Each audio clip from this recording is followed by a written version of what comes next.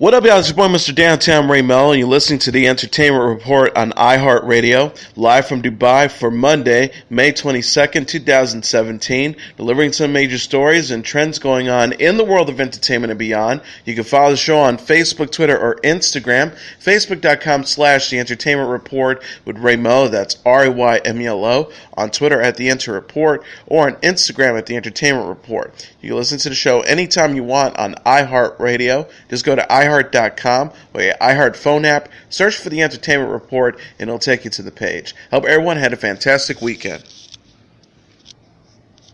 All of reality is threatening a new synopsis for Marvel's upcoming superhero ensemble epic, Avengers: Infinity War. The synopsis, released in the latest issue of Licensed Global magazine, details the arrival of Thanos to Earth after the big bad portrayed by Josh Brolin has been hinted across a number of Marvel Cinematic films. The synopsis reads, as the Avengers and their allies have continued to protect the world from threats too large for any one hero to handle, a new danger has emerged from the cosmic shadows. Thanos, a despot of intergalactic infamy, his goal is to collect all 6 Infinity Stones, artifacts of unimaginable power, and use them to inflict his twisted will on all reality. Everything the Avengers have fought for has led up to this moment. The fate of the Earth and existence itself has never been more uncertain. Avengers: Infinity War, which is due in theaters May 4th, 2018, will see the Marvel Cinematic Universe unite, according to directors Joe and Anthony Russo. The large cast of heroes is set to appear in the films will span characters seen in Avengers and Guardians of the Galaxy, among others.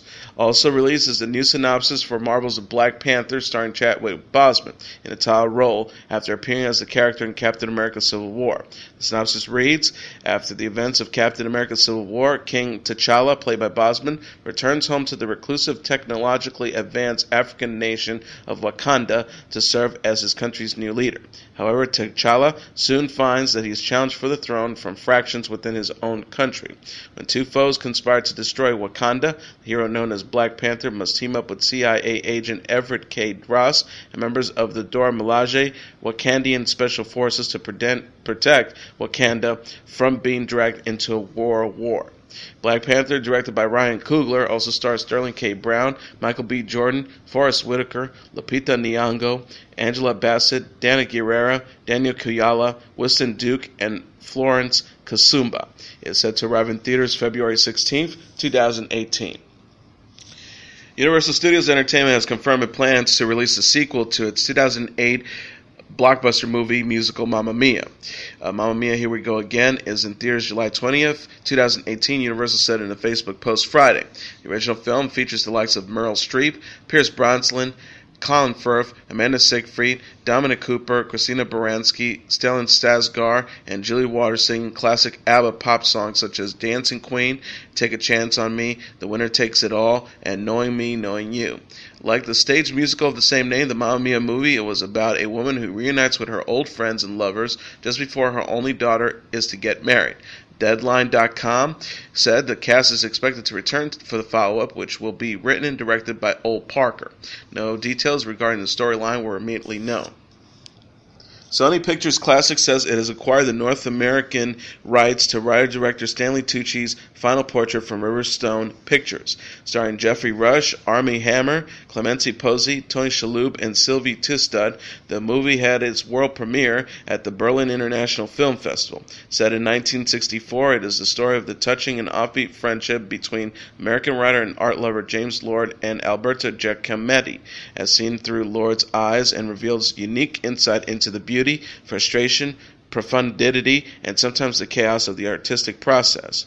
Tucci said in a statement, Giacometti's work and life and Lord's poignant memoir have fascinated me for years.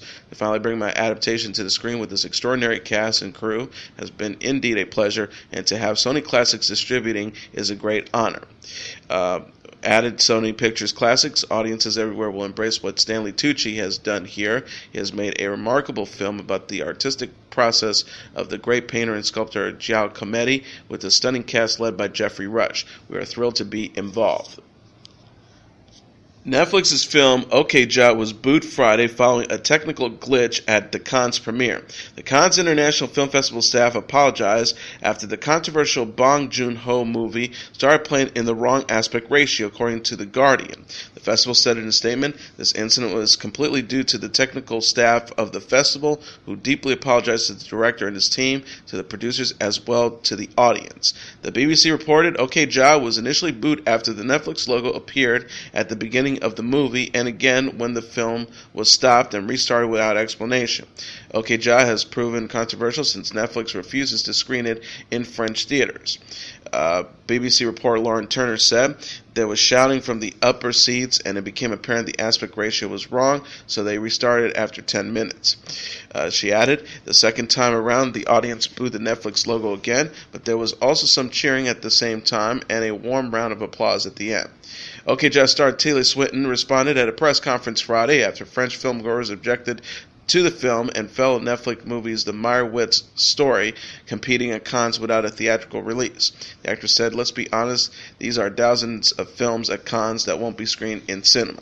It's an enormous and really interesting conversation. As in every matter, there is room for everyone.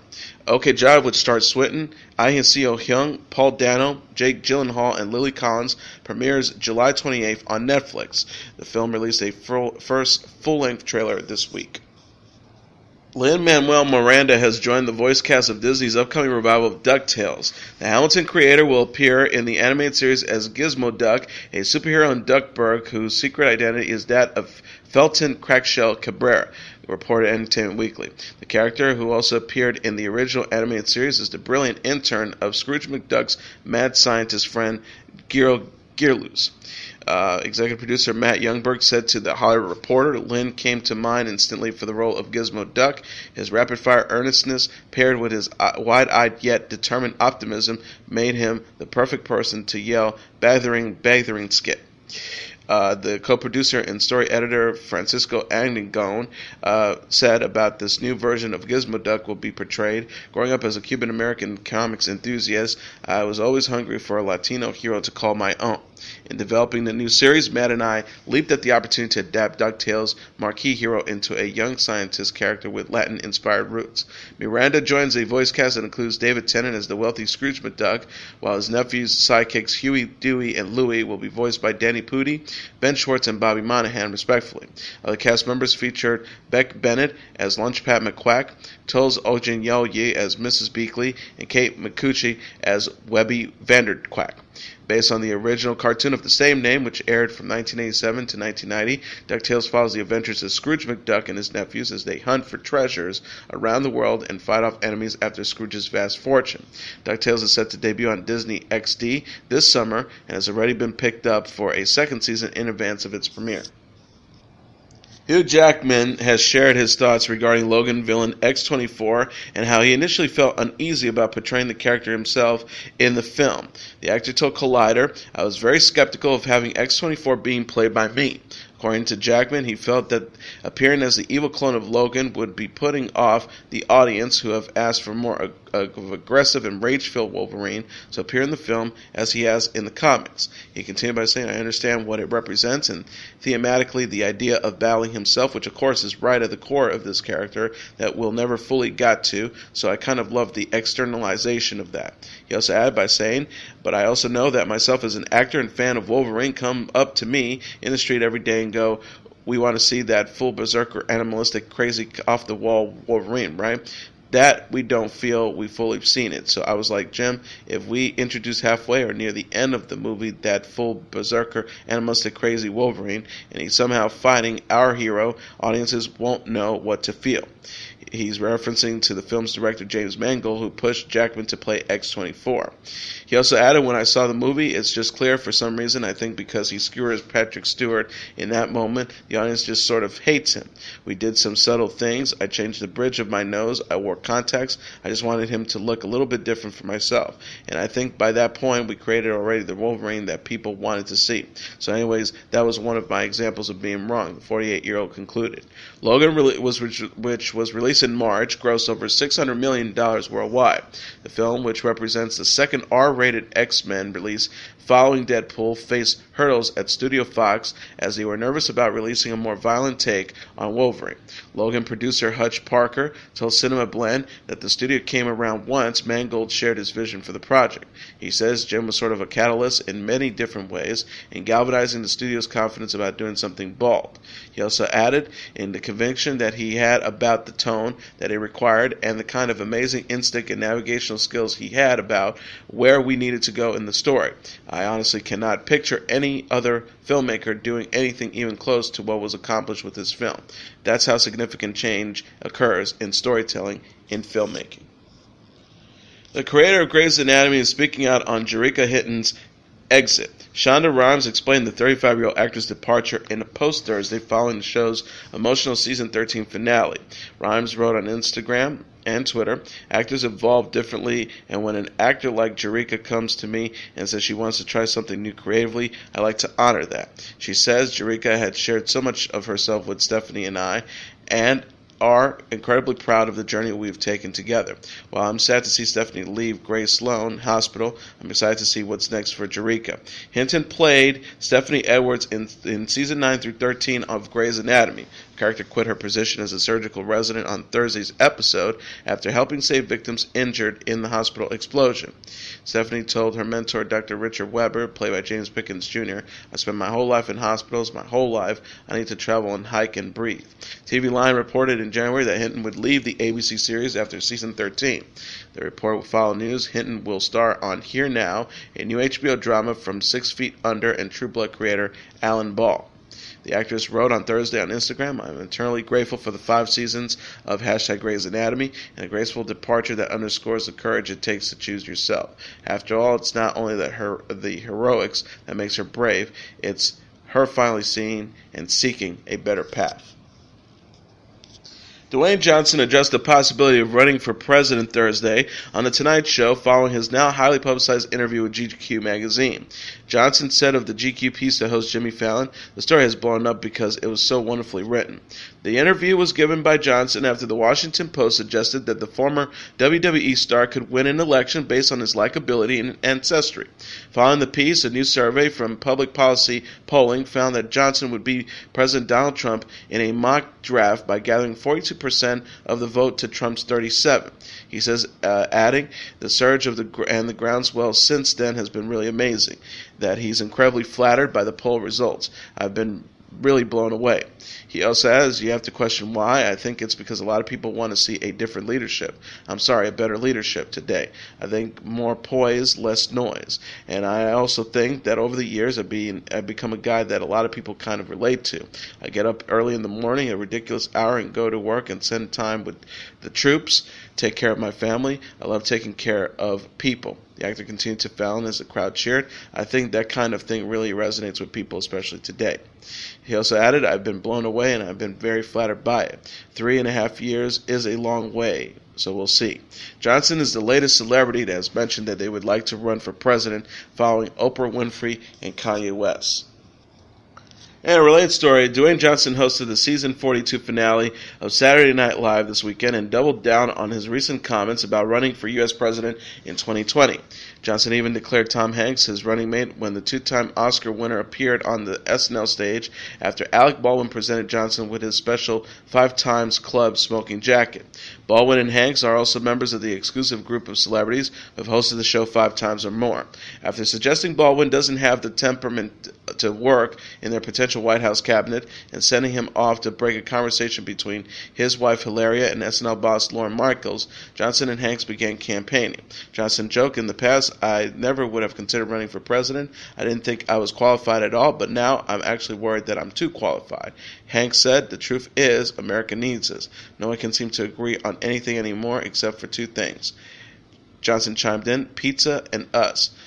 Hanks boasted, "I've been in 2 movies where a plane crashes and people are excited to see me on their flight." Johnson agreed, "True story. And one time ran a red light and the traffic footage alone made $1 billion." Hanks said, Dwayne, together we could get 100% of the vote. I would get the senior vote because I fought in World War II like in 10 different movies. Johnson laughed, and I, of course, would get the minority vote because everyone just assumes that I am, well, whatever they are. The pair then demonstrated what they could offer the people of America. Hanks by giving a rousing patriotic speech, and Johnson by explaining how he would single-handedly save the state of California in a natural disaster. The actors started wrapping up the bit by saying they were just kidding about running for the White House. Johnson said in a more serious tone, when it comes to politics, we need more poise and less noise. America deserves strong, capable leaders who care about this country and care about its people. Hanks laughed, Dwayne, that kind of sounds like you and me. I guess we got to do it. A banner says Johnson Hanks 2020, then fell from the ceiling as the actors yelled, "We're doing it." Longtime cast member Vanessa Bayer has appeared in her last episode of Saturday Night Live. Bayer said in an Instagram post, "Thank you SNL for 7 years of laughs, love, and incredible memories. It has been a dream come true." Her surprise exit from SNL followed her co-star Bobby Monahan's previously announced departure after 9 years. Bayer has recently appeared in the big screen comedies Trainwreck and Office Christmas Party. This weekend's edition of the sketch comedy show was its season 42 finale, which was hosted by Dwayne Johnson and featured a musical performance by Katy Perry. NBC says it has renewed its legal-themed sitcom Trial and Error for a second season. The show stars Nicholas D'Agostino, Jamiah Mays, Stephen Boyer, Krista Rodriguez, Sherry Shepard, and John Lithgow. The synopsis says, in the spirit of true crime documentaries, this outrageous fish-out-of-water comedy centers on bright-eyed New York lawyer Josh Siegel, who heads to a tiny southern town for his first big case. His mission? To defend an eccentric roller-siding poetry professor accused of the bizarre murder of his beloved wife. Setting into his makeshift office behind a taxidermy shop and meeting his quirky teams of local misfits, Josh suspects that winning his first big case will not be easy, especially when his client is always making himself look guilty. Netflix says it will start streaming a film version of Oh, Hello on Broadway June 13th. The comedy special is based on the stage show written by and starring Nick Kroll and John Mulaney. The theatrical productions website said two of the most original voices in comedy today, Nick Kroll and John Mulaney, make their brilliant and bizarre Broadway debuts on Oh, Hello on Broadway. They take the stage as their acclaimed alter egos Gil Faizon and George St. Gilan, outrageously opinionated 70-something self-proclaimed legendary bachelors of New York's Upper West Side. No one will see it. No one who sees it will be the same, nor they will be that different. Freeform says it has ordered 13 episodes of College-ish, a spin-off of Blackish starring Yara Shahidi. Shahidi will reprise her role as Zoe Johnson, and Dion Cole will once again play Charlie Telefi in a half-hour single-camera comedy, which is set to premiere in early 2018. Executive producer Kenya Barris said in a statement, "I never thought they'd let me put Blackish on the air, let alone give me a spin-off. I couldn't be more excited for the opportunity to continue to work with Yara and the rest of this talented young cast. To any inspiring writers struggling to make it out there, highly advised by adding an ish to any working title you may have. It seems to be the move." Carrie Burke, the cable network's executive vice president of programming and development, says, "Our goal at Freeform is to celebrate the power, possibility, and inclusivity of youth culture through our shows. Kenya Barris blazes new trails in the funniest ways possible with College-ish, and we can't wait to get schooled by the incredibly talented Yara Shahidi, who is the perfect addition to the Freeform family." Fox News says it has fired the 5 co-host Bob Beckel for the second time in 2 years. A Fox News spokesperson told The Hollywood Reporter Bob Beckel was terminated today for making an insensitive remark to an African-American employee. Douglas Wigdor, whose firm Wigdor LLP represents clients who have brought complaints against Fox News, said in a statement to NBC News, "Mr. Beckel stormed out of his office when our client, a black IT employee, came to service his computer, telling our client that he was leaving his office because he is black. To make matters worse, after our client lodged a complaint about Mr. Beckel's racist behavior, Mr. Beckel, in front of Chief Human Resource Officer Kevin Lord, attempted to intimidate our client and persuade him to withdraw his complaint. Beckel began began working for the network in 2011 but was fired in June 2015 due to his reportedly erratic behavior. He went to rehab for an addiction to prescription drugs in the interim, and the liberal analyst and commentator returned to the conservative network in January. Juan Williams, who replaced Beckel on The Five while he was gone for the first time, was back on Friday's edition of the show. Fox has seen tremendous turmoil in recent months. Roger Ailes, the former chairman of Fox News, died Thursday after complications from a serious fall last week. He was 77. Ailes resigned from his post at Fox amid sexual harassment allegations. On May 1st, Bill Shine, a 20-year Fox News veteran and co-president, also left the network because of the sexual harassment scandal, a situation that saw the ousting of popular commentator Bill O'Reilly in April as well. British socialite Pippa Middleton married her longtime beau, hedge fund manager James Matthews, Saturday in Englefield, England. A source told E! News the church bells at St. Mark's Church began to peal. They are man and wife. Middleton is the younger sister of Duchess of Cambridge Kate Middleton and the sister-in-law of Kate's husband Prince William, who both attended the wedding, along with William's brother Prince Harry. Kate Williams' 3-year-old son Prince George served as a page boy, while their 2-year-old daughter Princess Charlotte was a bridesmaid. People magazine said the bride arrived at the church with their father, Michael. She was dressed in a custom silk and cotton lace gown by Giles Deacon with short sleeves and wore her long brown hair in an updo with a veil. Model and actress Kaylee Roebuck is reportedly dating Walmart care Stuart Walton. The 27-year-old Baywatch star has been seeing the 36-year-old businessman for 4 or 5 months, according to E! News. Roebuck and Walton were first spotted in November after they were spotted during a hike in Los Angeles. Sources said Walton has enjoyed giving the actress flying lessons on his personal plane. TMZ reported in April that Roebuck was flirting with NFL star Aaron Rodgers following the Green Bay Packers quarterback split from actress Olivia Munn. Roebuck and Rodgers appeared to be holding hands during a golf date April 27th. Insider told TherezOwens.com they are in the beginning stages of an early romance. Roebuck previously dated actor Leonardo DiCaprio in 2015. She is known for her modeling work with Sports Illustrated and will play C.J. Parker, a role originated by Pamela Anderson in Baywatch. The actress told Harper's Bazaar in 2016, "It's such an iconic role. It's a great crew, fun cast, and something I've been really excited to be a part of. I know it's going to be a really fun movie." She also recalled it was mine and my sister's show. We were all pretty young. I was like 10 years old, and we'd wait for our parents to go out on Saturday nights because they thought it was too risque. As soon as they were gone, we'd be in front of the TV. Matthew Perry denies reports Thursday that his Friends co-stars slept together. The 47-year-old actor who played Chandler Bing on the NBC sitcom said in an interview with Watch What Happens Live that there was, quote, no sex between his castmates. He told host Annie Cohen, "I think there was no sex between any of them, or else I was really missing something. I personally did not." Rumors swirled in February 2016 after the Friends stars minus Perry reunited to honor director James Burrows. David Schwimmer appeared to confirm there was on-set flings after Lisa Kudrow denied there was no sex rule in their contracts. The actor said of the alleged clause, "Well, that was broken." Friends had a 10-season run from 1994 to 2004. Perry reunited with Schwimmer, Kudrow, Jennifer Aniston, Courtney Cox, and Matt LeBlanc at an informal gathering earlier this year. Kudrow told Today in February, "We have convened privately for dinner and it was great," after denying there will be a formal reunion or revival. She said, "It was really fun. We had such a good time. It was hilarious. We were laughing nonstop."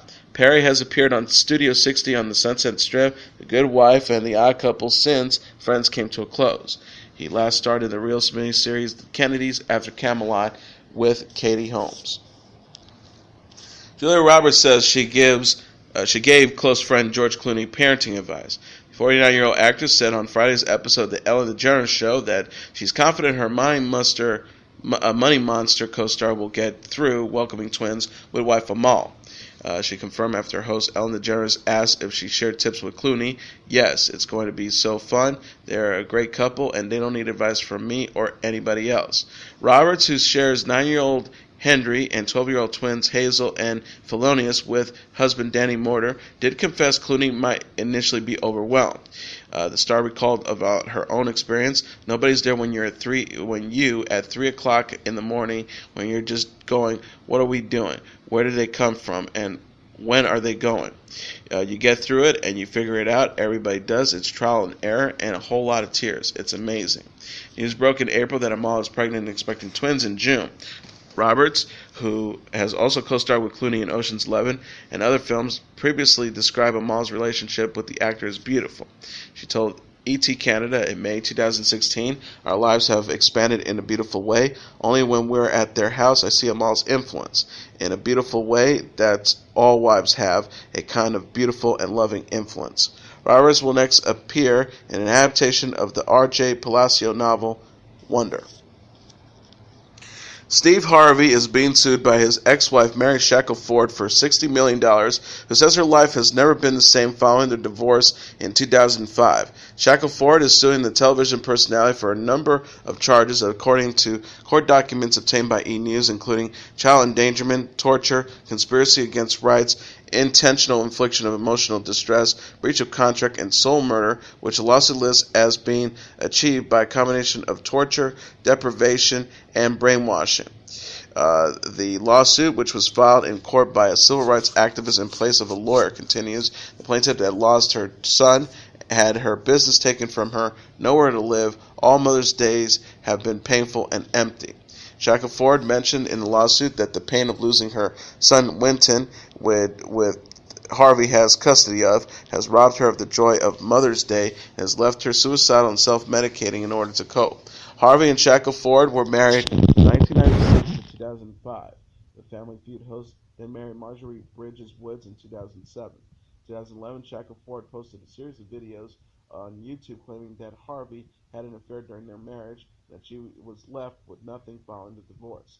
A judge slammed Shackelford in court for potentially breaking a gag order and for spreading false information, as she received 3 homes, $40,000 each month through March 2009, and $1.5 million following the divorce, the New York Daily News reported.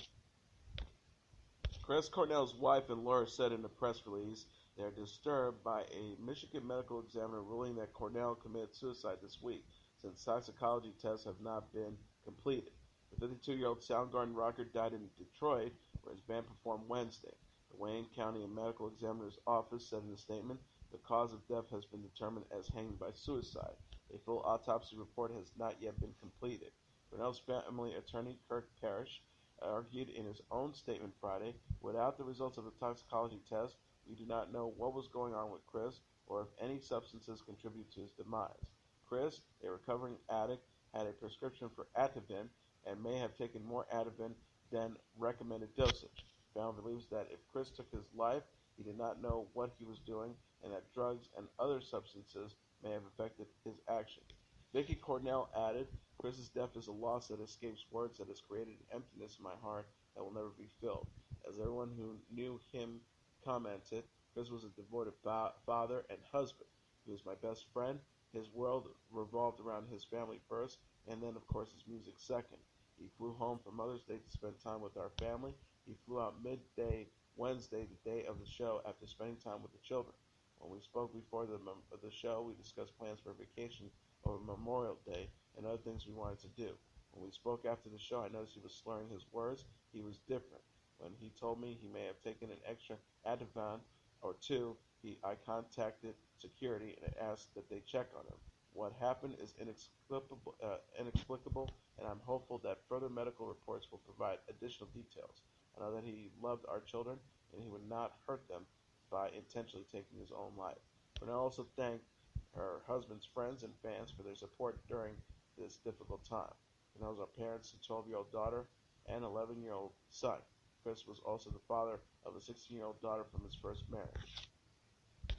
Pop star Kesha says negative comments on social media contribute to her eating disorder. The 30-year-old singer said in an essay on T-Vogue that she changed her relationship with Twitter and Instagram after online bullying affected her self-confidence and sense of self-worth. She wrote, "The amount of body shaming and baseless slut-shaming online made me sick. I know from personal experience how comments can mess up somebody's self-confidence and sense of self-worth. I felt so unlovable after reading cruel words written by strangers who don't know a thing about me." Kesha said in her previous emphasis on social media became a vicious cycle when she let one online remarks dictate how she felt about her body. Star confessed, when I compared myself to others, I would read more mean comments, which only fed my anxiety and depression. Seeing paparazzi photos of myself and the accompanying catty comments fueled my eating disorder. She also added, the sick irony was that when I was at some of the lowest points of my life, I kept hearing how much better I looked. I knew I was destroying my body when with my eating disorder, but the message I was getting was that I was doing great. Kesha ultimately kept her social media accounts to connect with her fans and pledged this year to take more breaks. She encouraged fans and wanted to pass along the message to anyone who struggles with an eating disorder or depression or anxiety or anything else, that if you have a physical or emotional scar, don't be afraid of them because they are part of you. Remember that beauty comes in all shapes and sizes. Kesha went public with her eating disorder in 2014 after checking into a rehabilitation facility. She showed her support for the National Eating Disorders Association in March during National Eating Disorders Awareness Week. Ruby Rose stood up for close friend Taylor Swift on Thursday by slamming Katy Perry online. 31-year-old actress criticized Perry on Twitter after the singer appeared to diss Swift in her new song Swish Swish, which appears on her forthcoming album Witness. Rose tweeted to 1.3 million followers, "Personal poop to bon appetit to a sloppy mess of writing over the top of funk agenda. Stop trying to make with a mean fetch happen." She also added, "I just think with everything going on in the world, to go from rebranding as a political activist only to ditch it and go low is a bummer." She added, referencing to Perry's support for Hillary Clinton in the 2016 presidential campaign. Perry sent fans into a frenzy Thursday by releasing Swish Swish featuring Nicki Minaj. Many speculated the song was a response to Swift's song Bad Blood, which is believed to be about Perry. Rose said, "I've always stood up for the people I love and against things that are cheap or mean-spirited. That's not new. You have to follow your heart," Rose said. She also added, "You are her fans. You should buy all of her songs so the songs will finally chart, as if many as her tweets bought her last three, that'd be the hits." Tennis stars Serena Williams and former Destiny Child's bandmate Kelly Rowland and Michelle Williams attended Beyoncé's baby shower in Beverly Hills this weekend. Us Weekly said Beyoncé's husband, Sean J.C. Carter, and their 5-year-old daughter, Blue Ivy, and TV star Lala Anthony were also at the Carter Push party on Saturday. Beyoncé's mom, Tina, posted on Instagram a brief video of her with some of the famous guests. She wrote, "All these beautiful ladies at the Carter Push party. Beyoncé's expecting twins, her second and third child, with Jay-Z." And finally, Alien Covenant is the #1 movie in North America this weekend, earning $36 million in receipts. BoxOfficeMojo.com announced Sunday. Coming in at #2 is Guardians of the Galaxy Volume 2 with $35.1 million, followed by Everything's Everything at #3 with $12.5 million, Snatch at #4 with $7.6 million, and A Diary of a Wimpy Kid, The Long Haul at #5 with $7.2 million. Rounding up the top tier are King Arthur, Legend of the Sword at #6 with $6.9 million, The Fate of the Furious at #7 with $3.2 million, The Boss Baby at #8 with $2.8 million, Beauty and the Beast at #9 with $2.4 million, and How to Be a Latin Lover #10 with $2.2 million. And as your entertainment report for Monday, May 22nd, 2017, I'm your host, Mr. Downtown Melo. I'll be back tomorrow to deliver some major stories and trends going on in the world of entertainment and beyond. You can follow the show on Facebook, Twitter, or Instagram. Facebook.com/The Entertainment Report with Ray Melo. That's RAYMELO. On Twitter at The Answer Report, or on Instagram at The Entertainment Report. You can listen to this episode or any previous episodes of The Entertainment Report anytime you want on iHeartRadio. Just go to iHeart.com or your iHeart phone app, search for The Entertainment Report, and it'll take you to the page. Good night, and God bless you all.